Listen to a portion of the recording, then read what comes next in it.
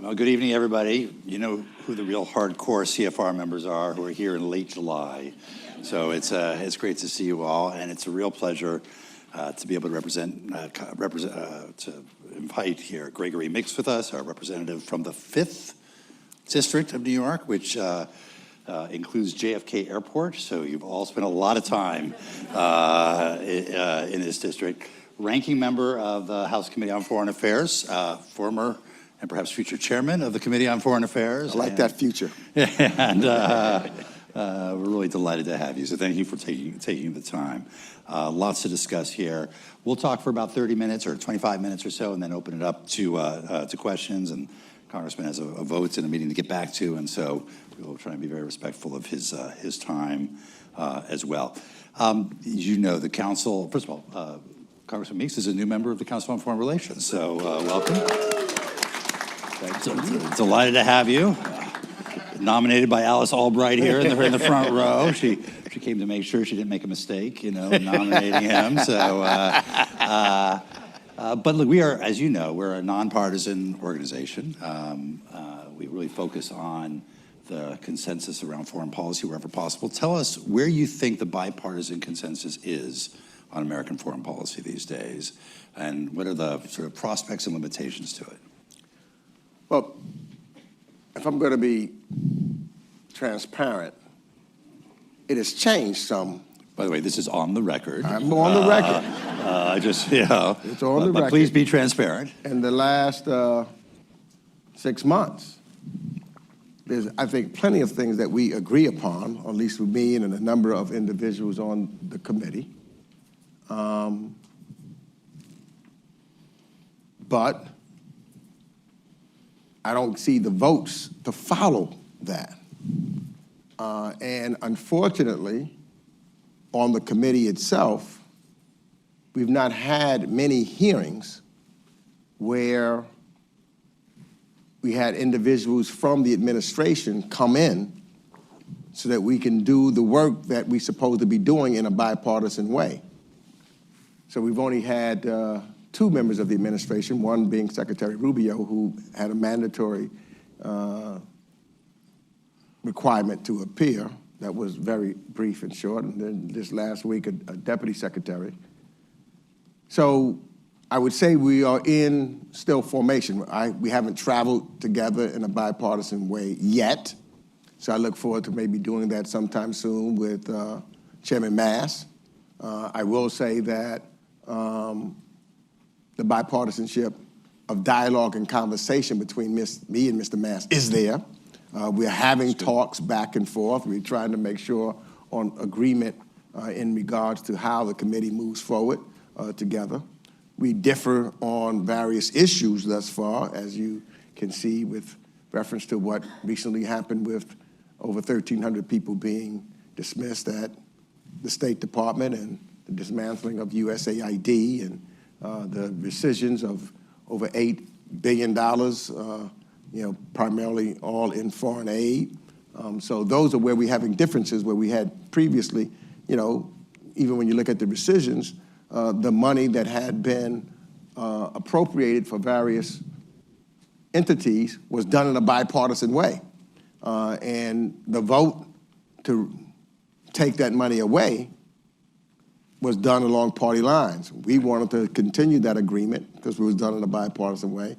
And the other side, and particularly led by the president, decided that that should not take place. And so they grabbed it back.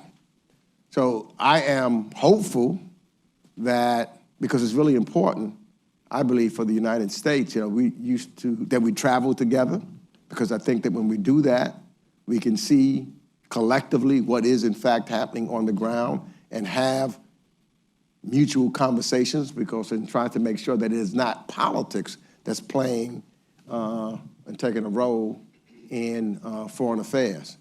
So I would hope that we start taking the lead of what you do here at the council, because it is a bipartisan organization, which is why I'm proud to be now a lifetime member of it, because foreign affairs, foreign relations, and working with our friends, particularly, and trying to compete with our adversaries, should not be a political issue. It should be something that's so important to the American people.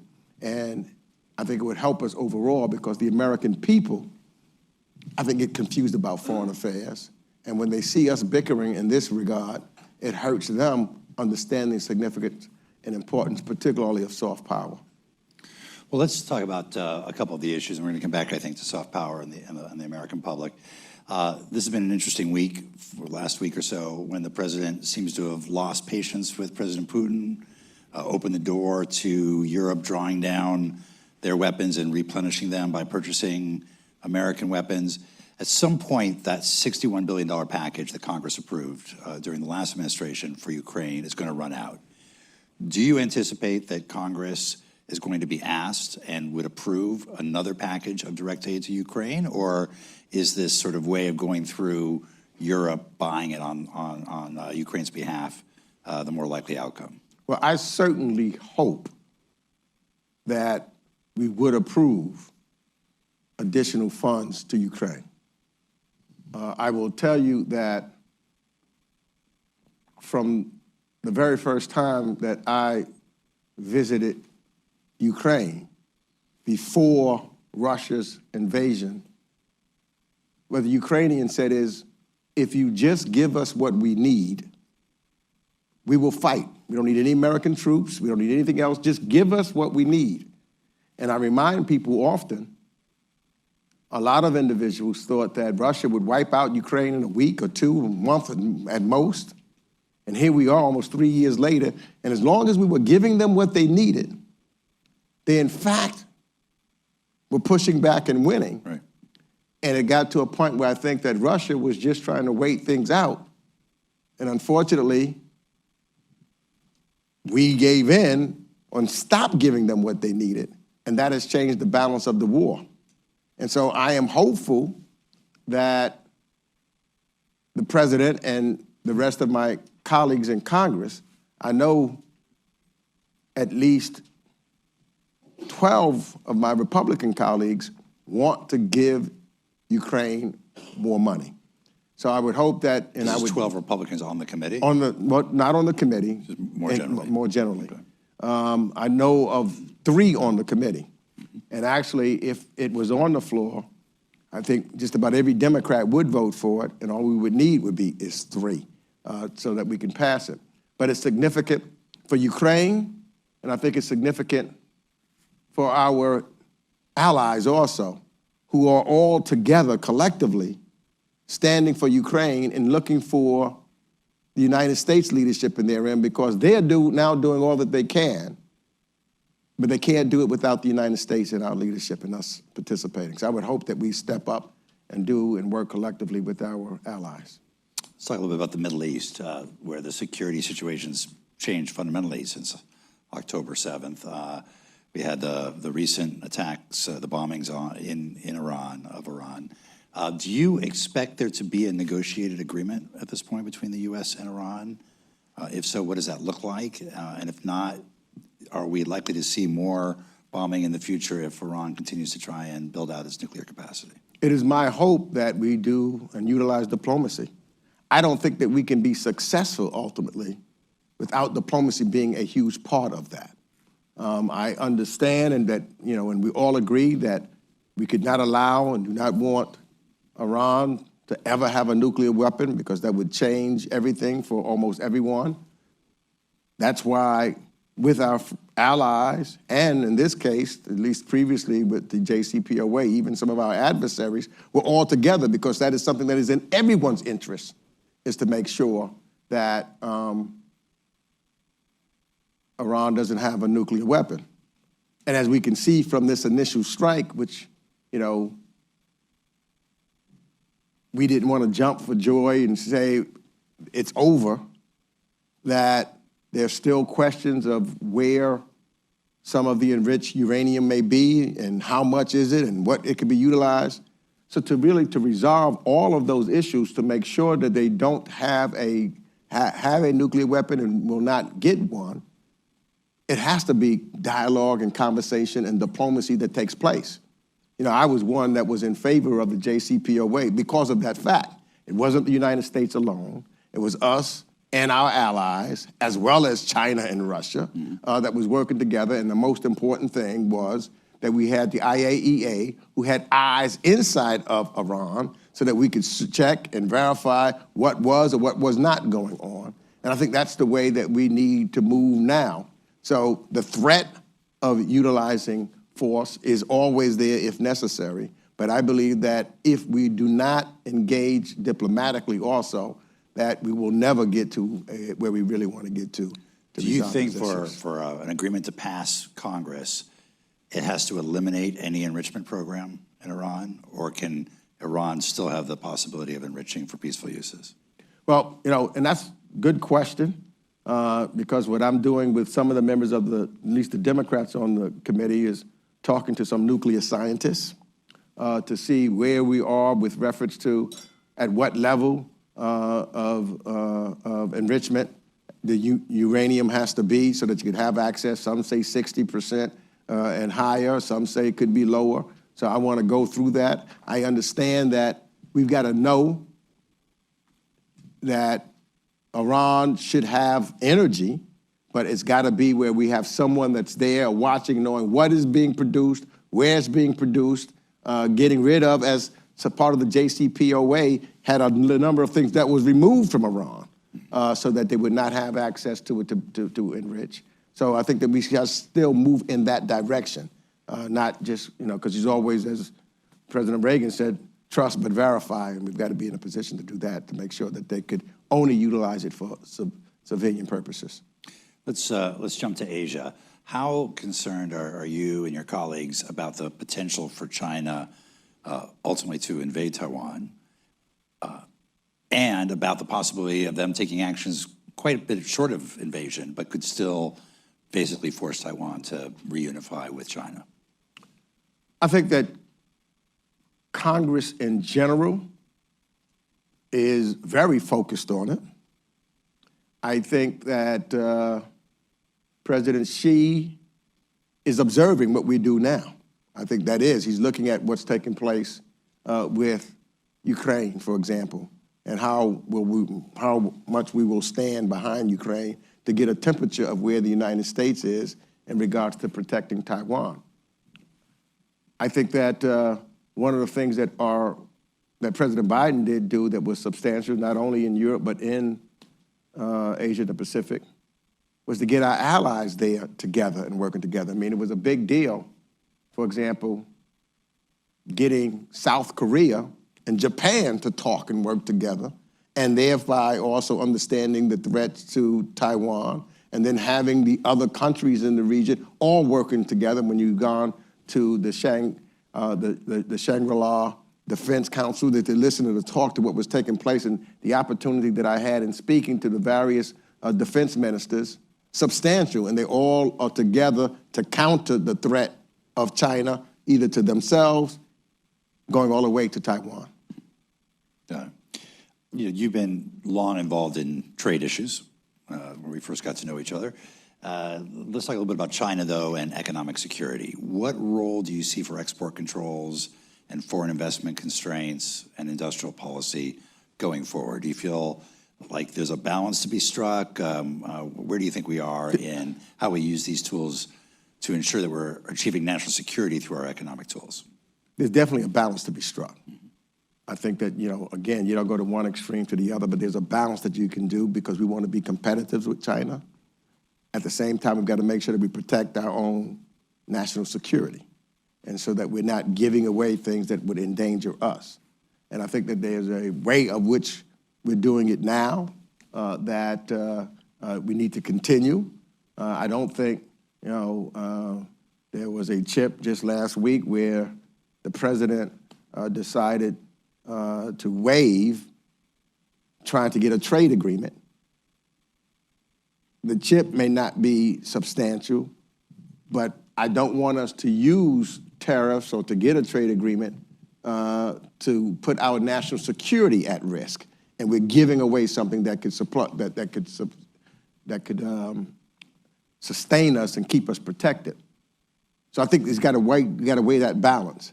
And I think that there's got to be that dialogue and conversation that we have. I look And we have this competition to a degree on chips between the Foreign Affairs Committee as well as the Financial Services Committee, of which I sit on both. And it will take, and I think, both sides, when I say both sides, Democrats and Republicans, having these deep dialogue and conversation, some of it, in a classified manner because of our national security interests, so that we can make sure that we're making and keeping that right balance to be competitive, to be cooperative in certain areas as far as how we move forward with technology in the future, but also making sure that we preserve our own national security. The president's laid out a strategy using tariffs in large part to try and drive remanufacturing and reindustrialization in the U.S., including in some of these critical areas like semiconductors and others. Do you think tariffs alone can do the job, or does it need to be accompanied by industrial policy? And what sectors, if so, what sectors do we think we should be applying industrial policy towards? I think tariffs, the way the president is trying to utilize it, is devastating. And I don't think that it will work. And I think if you talk to most economists, they agree. Because tariffs basically just is a tax on the American people and causes, the way he's utilizing it, uncertainty to our various companies around the world, no matter where I traveled. I recently was in the UK and Denmark, where I spoke to both American companies that were there, as well as some of our foreign allies who had businesses there. And they're all up in arms and don't understand, because they look like they feel like the tariffs are being utilized as a weapon against them. Right, but there is a theory there that says if you put up these tariffs, you're going to be incentivizing companies to move their production to the U.S. And if you do it surgically, so whether it's semiconductors or critical minerals or other things that we really need to have from a national security perspective. But I think that you do that from public policy, but not by the tariffs. I think that you can do that without, because if you just think that tariffs is going to make that happen, number one, it could not happen overnight. It's going to take years because of the infrastructure. Quite frankly, the way I look at many of my thought patterns, I'm a multilateralist. I think that the world has shrunk. And I think that the interconnectedness of us and other countries and trying to figure out how we work together in that regards is tremendously important. Maintaining, as I said earlier, our national security interests and knowing where those are.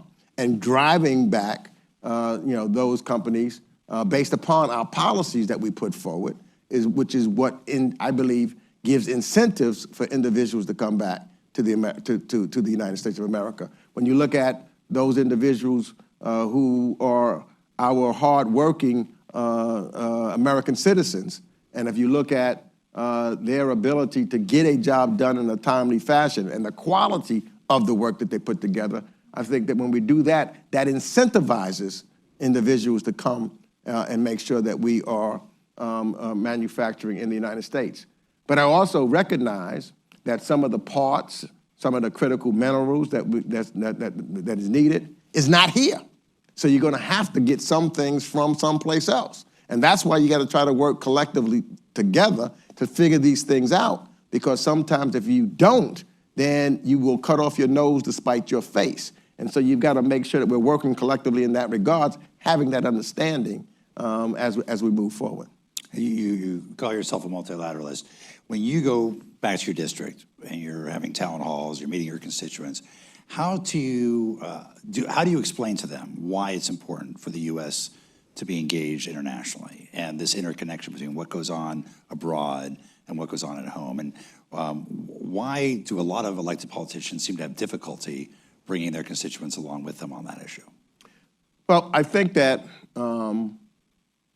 you have to show them how it affects them at home on a day-to-day basis. And there's a number of ways that you do that. First is we share the planet. So if we're not working collectively together, then the planet can be destroyed when you're talking about environmental concerns. So I talk to them in that regards. I talk to them about various food and the interconnectedness, opening channels, when you're talking about trade and moving forward in that regards. I talk to them about not having to use and how it is more expensive if we have to use hard power as opposed to soft power. So therefore, by having more consulates and more diplomats on the scene, it is better and less expensive for them if we had to have the military. And recently, for example, I point out that what is happening here, even though the country is now going into greater debt, $3.3 trillion or 3.4, depending upon who you talk to, the money has increased on the defense side substantially and decreased on the soft side, and yet it is important to ask, when you ask the everyday American, how much money do you think of the national budget is spent on foreign policy and foreign aid when, most will tell you 25%, 30%. Very few say 10%, but when you tell them it's less than 1%, that the return on their investment for the safety, the concern, and the well-being of the planet, we get more than that. And so it is important for us to not be afraid to talk to our constituents. Look, in rural America, for example, I'm in an urban area because this is good for rural as well as urban America. For rural America, look at the farmers and how they are relied upon selling their products to places all over the world. Look at the number of individuals who give and get food to some of our humanitarian organizations to feed people all over the world so that we can make sure that they understand. That's why I so disheartened about what was happening to USAID. People used to see from the American people to the world, and that made them look up to us as Americans and made them proud to be our friends and allies and that we cared about them. So it is absolutely important to convey that and to talk and to bring it up, not to be afraid to bring it up to our constituencies throughout, because whether you're in urban or rural America, there's a benefit at home as a result of what we do around the world. But USAID has been disbanded. Millennium Challenge Corporation, MCC, is under significant pressure. What do you think the future of U.S. development policy should look like? Do you think the pendulum is going to swing all the way back? Or we're just going to reestablish those institutions? Or do we need a new, innovative way of thinking about our role in development and humanitarian assistance? I believe that there's always room for change and improvement, but not the complete dismantlement that we've seen taking place. There's ways, with reference, whether it's technology, with reference to what's going on in relationships that we have with various countries. So there's, I never say you stand pat. I never say that you don't make any changes. I never say that you don't look at and evaluate the programs that you have. I believe we should do that, but not eliminate USAID in its entirety, just basically shutting it down. But that's where we are. And I think that So it's going to hurt us as a nation. And it compels other countries to start looking elsewhere. I got to tell you, so even right here, I was talking to actually what I call, countries that share the same hemisphere that we do. Countries in the Caribbean, countries in Central and South America. As we pull away and not engaged in the way that we have with USAID and other forms of diplomacy and helping them, they now are starting to look at China.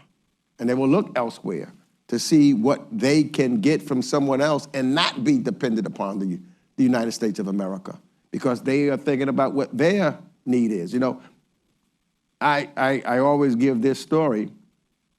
When I first got elected in a special election to Congress, it was the last year of the presidency of William Jefferson Clinton.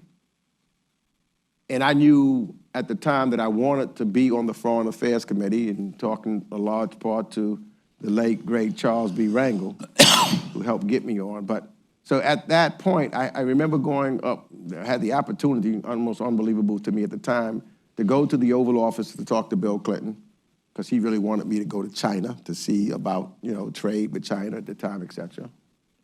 But I asked him, that gave me the opportunity, what surprised him the most leaving his presidency than it did when he first came into the presidency. And he said something that have stayed with me for my entire career. He said that I found we get more from countries when we treat them with respect, when we try to work with them, no matter how big or how small they are, than when we just try to overpower them. He said, we got the power and we need to use it if we have to, but you get a different reaction when you treat them with respect and let them know that their culture and their history is important. And so that's how I have tried to view myself also, and think that that is the appropriate and proper way to move. Before I open it up to the floor, I'll ask one more question. In the last week or so, the president had 5 African leaders come to the White House. How do you assess our engagement with Africa right now, particularly given what we've just talked about in terms of the reduction of our soft power assets?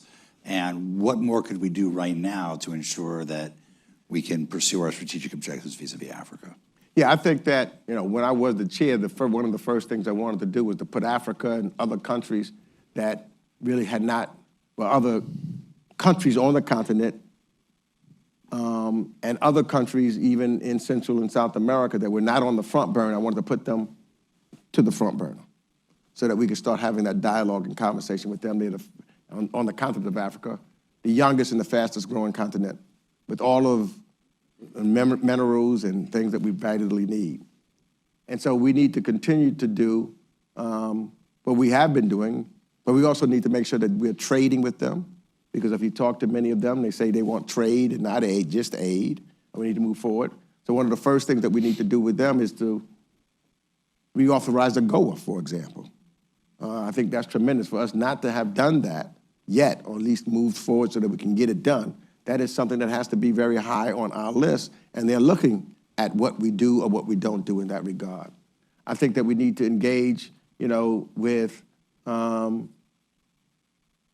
various other entities to help give the structure so that they're ready to do trade with, like with DFC. Mm-hmm.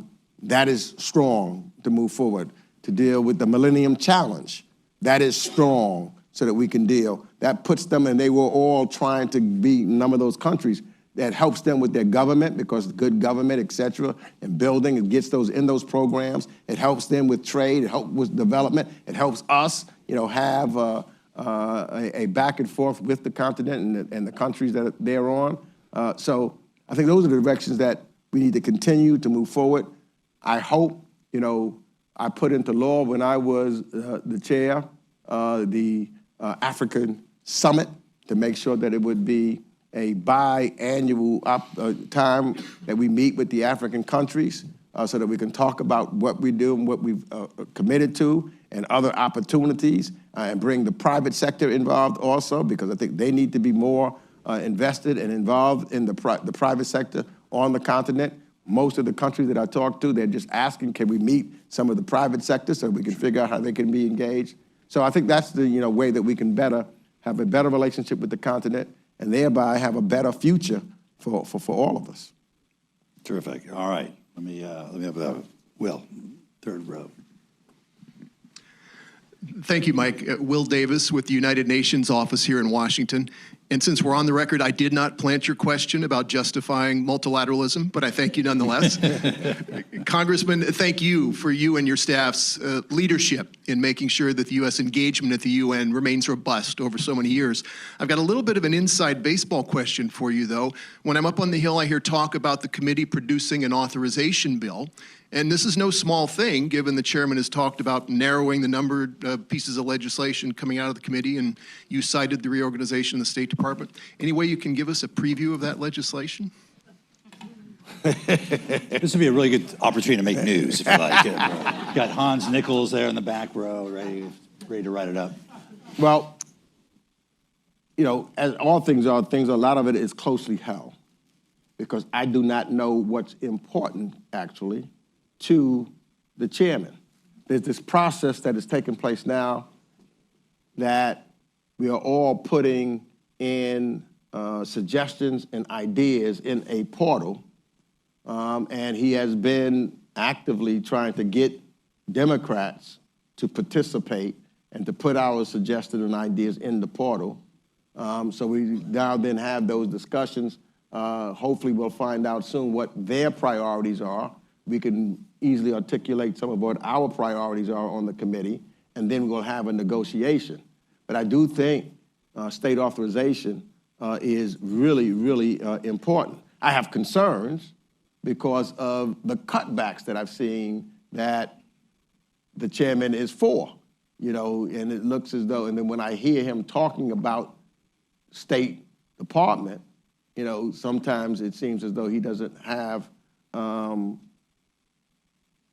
thought pattern to understand how valuable it is to look at its assets as opposed to just saying we've got to take this away, that this is corrupt, this has not, you know, been done correctly, this program is, so I would hope that he's going to look at it in an objective way so that we can move forward and have a balance of moving state authorization. I think that state authorization is so important. You know, when I was the chair, was able to, for the first time, to pass a state authorization in over 20 some odd years.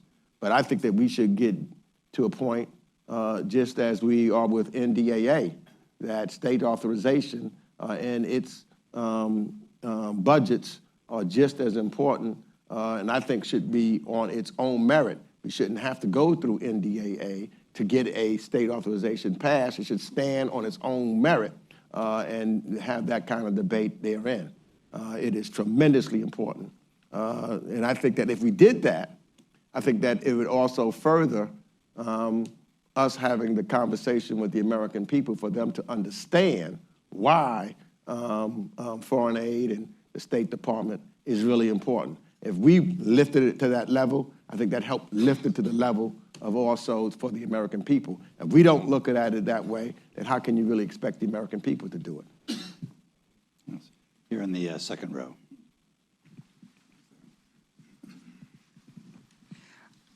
You have a background in working on drug issues. One of my concerns of what has gone on in the State Department is the dismantling of efforts to fight fentanyl and other narcotics and of following the money. And that should also be an issue that resonates with your constituents. So that the terrorism database, which included narco-terrorism, has been abolished. The funding for the Mediterranean, where the cartels are hiding their money, has been abolished. Is this some point in which one could engage with the Republicans who have made fentanyl such a priority to work together on reconstituting some of these efforts? Absolutely. I think that it should be. And I think that we saw previously, especially when you were dealing with China and some of the fentanyl, there was agreements. We were talking to governments, and from what I understand, many of those agreements China has lived up to. So if we want to, you know, fight it, so I would hope that, you know, that Congress, you know, I think it's just tremendously important for Congress to be that separate but equal branch of government, and not just wait to get a demand from the executive branch and then move forward wherever it goes. For all of my career, other than the last 6 months, that's what we would stand the fight to say that we're going to stand to be that separate branch of government. And so I would hope that we're having that conversation. You know, instead of using fentanyl as an excuse to strike tariffs, which the president is utilizing, saying that there's an emergency and fentanyl coming across the borders of Canada or Mexico or wherever, and so therefore we should issue tariffs on them. We should be really negotiating to make sure that we're stopping the fentanyl from coming in, as well as going to deal with some of the products that causes or that creates the drug, and that's manufactured in places like China. That's what we should be focused on collectively. And I would hope that as we get past 2025 and it becomes an electoral election year, that our constituents, Democrat and Republican, will start speaking up, and then we can get back to having that dialogue and conversation as we once had to try to really have a result that is beneficial to the American people. Right here in the front row. Here, Mike, if you could stand and Thank you. introduce yourself too. Yes, my name is Raul Gallegos. I'm here from Morgan Stanley. I had a quick question about the Western Hemisphere.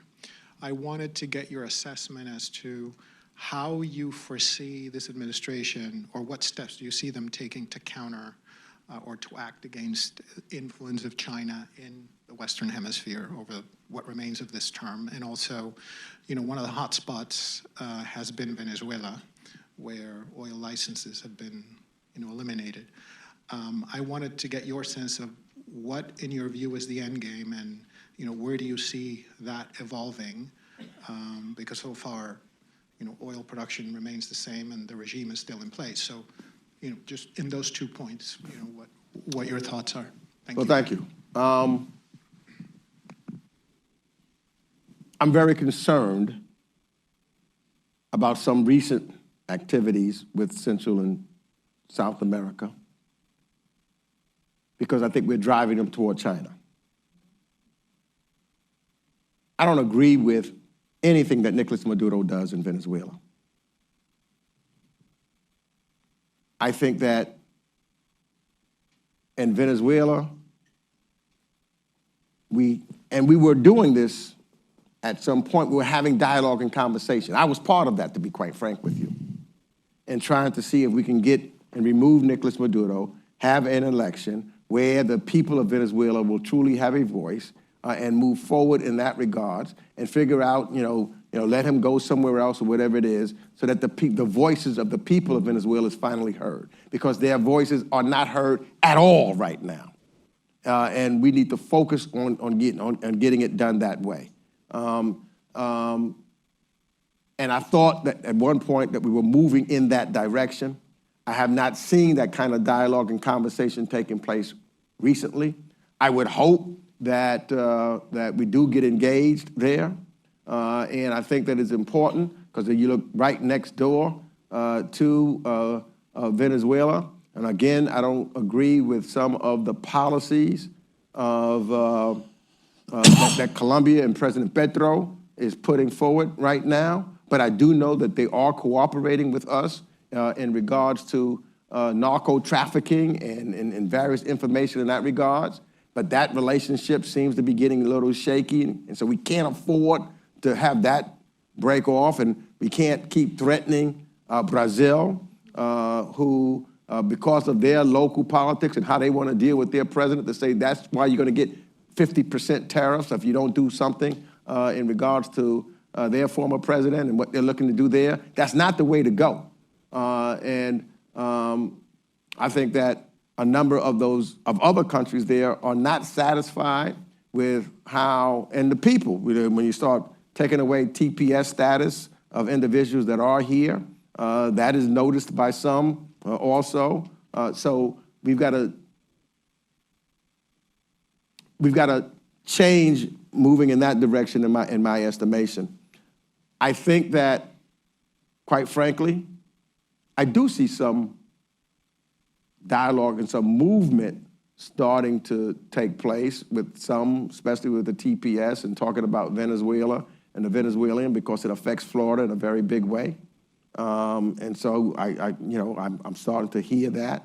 I intend on talking to some of my Republican allies who have been strong supporters of Colombia, and they have an interest, because Colombia, to me, is a hugely important ally in South America, and helps us with Venezuela, and helps us with now, because they've had fair governments back and forth, both left and right. So that's important to make sure that democracy is maintained, the elections coming up. So I think that we need to promote and help with that. I think that there is an opportunity and I would not disagree with it, that I hear that the administration is trying to find a bigger role and to work and to empower the OAS some more. I think that would be important. Again, working on people that have expertise and comes from the hemisphere to work with them. And I think I would encourage that to happen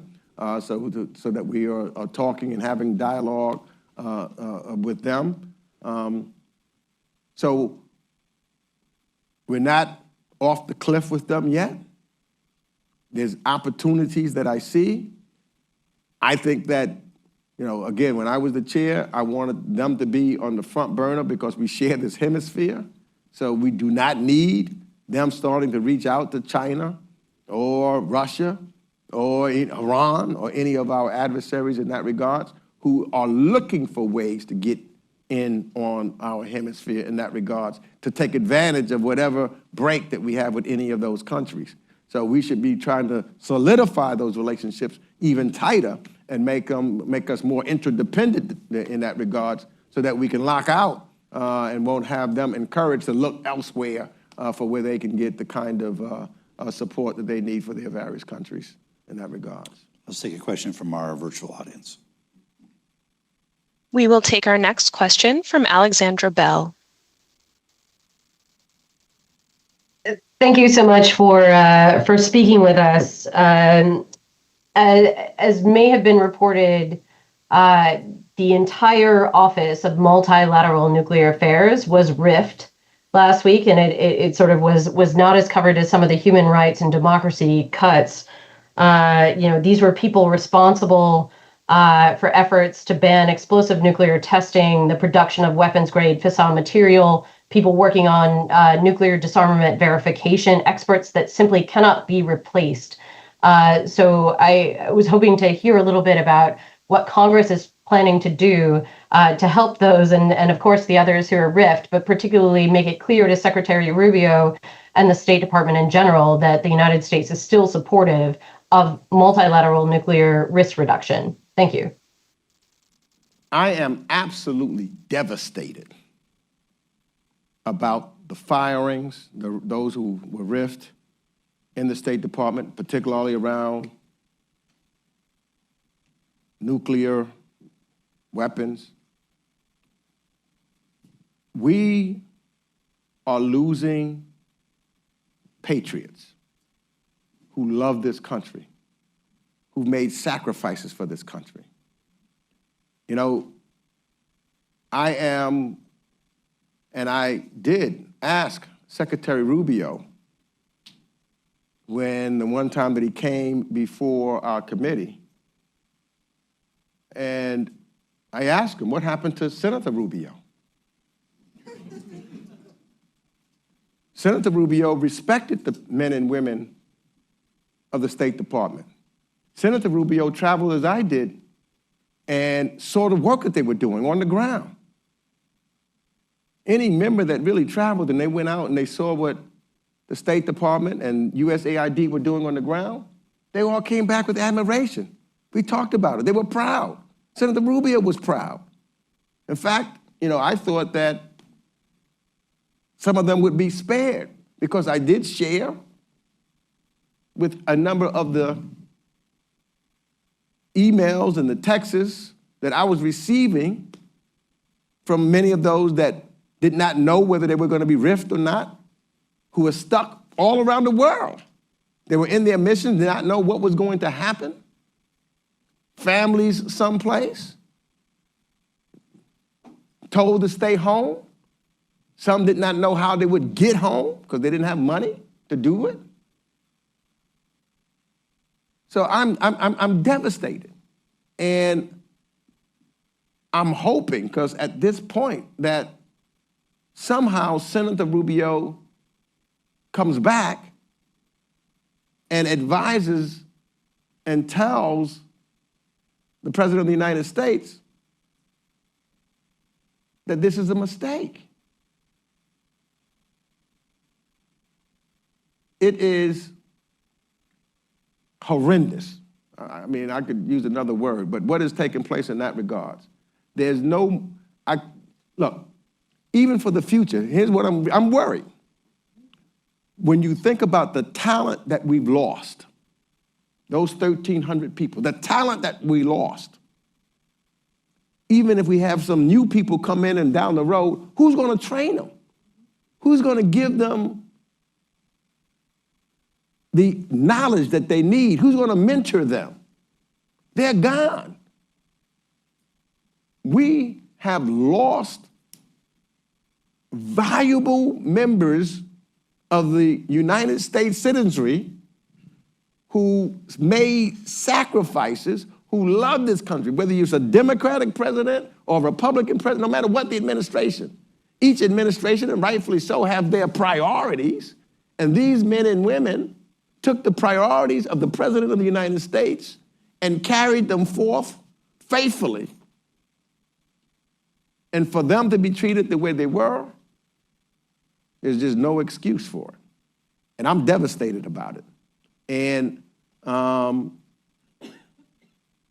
know for me, on the committee, ranking Democrat of the committee, I'm going to do and speak out because that's the one thing that I know I need to do. I need to speak out and stand up and tell everyone about it so that we can hopefully stop some of the hemorrhaging, because that's what I'm focused on right now, is to stop the hemorrhaging.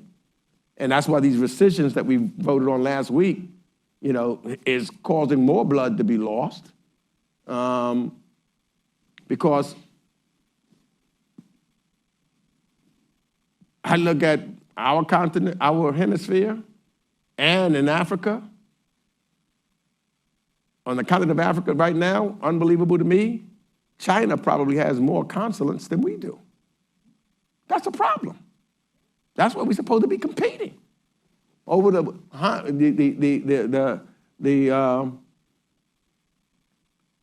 health, welfare, being of Americans. That's supposed to be our values. So, I mean, I'm with you, caller. We got to fight. We got to stand up. We can't be afraid, because I think that's part of it also, because one of the tactics that's being utilized is not to be afraid to speak up.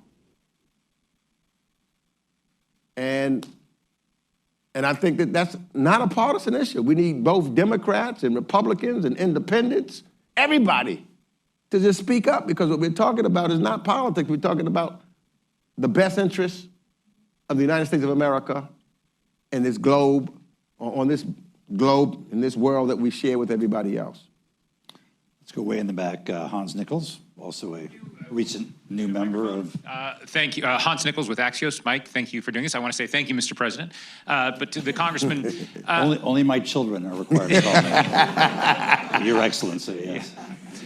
To the Congressman, I think you've just sort of adequately described some of the anger that's coursing through your caucus. You mentioned State Department authorization.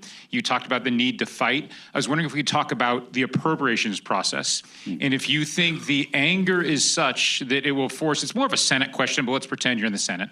It's more, will the anger be such that Senate Democrats will force a government shutdown, which would include losing funding for some of the key priorities that still remain? And if you could just give us a general sense of just how hot the caucus on both sides of the House, both sides of Congress are, and do it with all Queen's earthiness. While I can't speak for the Senate, you know, we had come close to that previously when there was negotiations in regards to appropriations. And to a degree, the House and the Senate was on different accords. I think that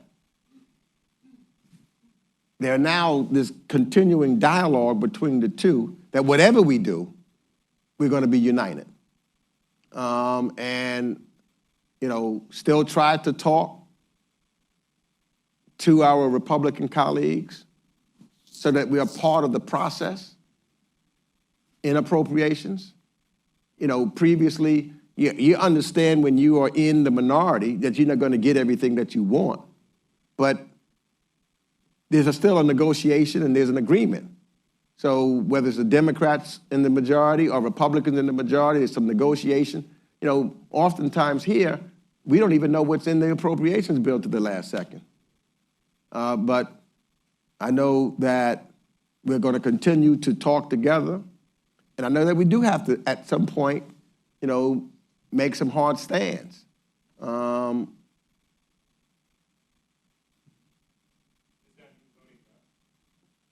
Well, I'm not going to say here what we will or will not do. But I will say that everything's on the table. Let's take the next question from online audience, and then we'll come back to the room. We will take our next question from Mahesh Koteka. Thank you very much, Mr. President. Hello, and Congressman Meek. Very, very impressive discussion. I want to focus on Africa and come back to soft power issue that was mentioned in the opening remarks. We are losing soft power, as is implied in the discussions we have. And I wonder if we're going to turn to be mercantilist, as some of the discussions with the African leaders seem to have been moving, you know, in those directions, trade deals, investment deals, etc. Could we turn this around to an opportunity where we actually take measures which are powerful measures to actually incentivize American investments in Africa in a much larger fashion, with tax incentives, with political risk insurance, with double tax treaties, etc., the issues of repatriation? There's a ton of opportunities one could consider. So if you could address, if you can make the ship kind of sail in the direction we want, notwithstanding the sails are, you know, facing the wrong directions or winds. We can sometimes tack and make it work. Thank you. I couldn't agree with you more. I think we can. I think that's something that we should be able to do in a bipartisan manner. I think that to incentivize, and I think that we have, like as I talked about DFC and others, I think working with the African Development Bank, you know, if we're working collectively in that regards, we're working with the African free trade agreements that they work, intercontinental free trade on the continent of Africa, working with them collectively, creating incentives for business to move forward. This is something that should be a no-brainer, I think, on behalf of even the administration, when, you know, they have certain interests. And I think that, you know, clearly, though, it should not just be the president by himself having the profits, so doing what he's doing there, trying to get things individually, in my mind. But our American businesses, our American companies are critical for the continent of Africa and critical for the world. And I think that we got, you know, doing more joint venture deals, public-private deals, and having more American companies investing. They're asking, you know, no matter, you know, which president that I talk to, they're asking to bring American businesses there. That's what I hope would happen with the African Leadership Summit, that from what I'm hearing will take place, or I hope that it continues to take place in New York in September, during UNGA, but so that we can bring people together and those companies so that there is investments in making those connections, because I couldn't agree more. And I think that that's in everybody's interest. So the private sector is absolutely key, and to incentivize doing business there. I think those governments were willing to do it, and that's something I'm for in a very big way. Last question here in front. Thank you so much, Reed Kessler with the House Armed Services Committee, and I'm a new term member here. I have a question for you, Ranking Member Meeks. There's bipartisan support for FMS reform, and that's badly needed to get our allies and partners what they need when they need it, shore up the DIB, make sure we don't lose out to competitors in sales. At the same time, we're seeing some of the worst humanitarian catastrophes in the world that touch on some of our partners and customers. So could you speak with some specificity to how you see we should be reforming FMS, and where is the right red tape to cut versus what you might see some of your colleagues eyeing that worry you? Thank you. So you touched on something that keeps me up at night, because I'm one of the four corners that deal with FMS. And to make the determination who should or who shouldn't, you got to take all of that in consideration. Foreign military sales, right? Right. Thank you. Just for those of you who aren't. To be quite honest, sometimes it's kept me up at night. I mean, especially, for example, when you are dealing with some that you want to work with. You know, I've got this problem right now with the, I'm on the record, so, well, it's okay. The UAE, you know, on one side, I need them. I want to make sure that they're working with us, and they're part of the Abraham Accords, which I think is important in regards to Israel. On the other side, what I see taking place in Sudan. So, you know, you got to still strike a balance and figure out what's the right thing. So for me, the humanitarian devastation of Sudan says, I can't. So how do you, I mean, so where is, I don't know if you can set an exact line where everything is, you know, just at a point whereas you say, well, this is where you give and this is where you don't, and I don't know if I don't know how I'm just asking thinking myself, how would I do that? I agonize over it. I bring in individuals from the Pentagon. I talk to people. I talk to some of the humanitarian groups. I have conversation with them, because sometimes that's where the battle is. You know, you're going back and forth there. I think about the general welfare of our nation. And I talk to my colleagues so that you can make a decision, because it is vitally important. And I think that it is one of the most critical decisions that you make in Congress and that I make on this Foreign Affairs Committee.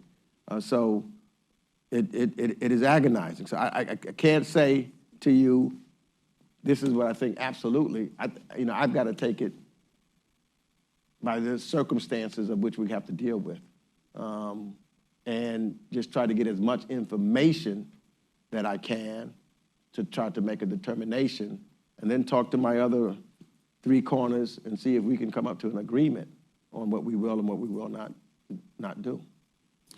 We're extremely fortunate to have Congressman Meeks as a leader in foreign affairs in the Congress and as a member of the Council on Foreign Relations. Please join me in thanking him for making the trip. Thank you.